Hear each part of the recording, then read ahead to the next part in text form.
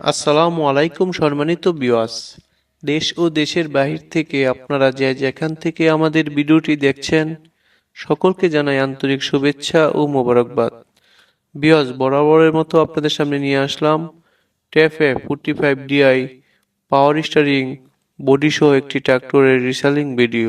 Viewers, গাড়ির বডিটি দেখতে পাচ্ছেন একদম ফ্রেশ কন্ডিশনে রয়েছে।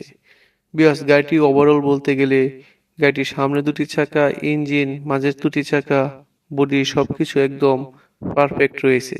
আপনারা যারা এই গাড়িটি ক্রয় করবেন, আপনারা ক্রয় করেই শুধু নিয়ে কাজে লাগিয়ে দিতে পারবেন।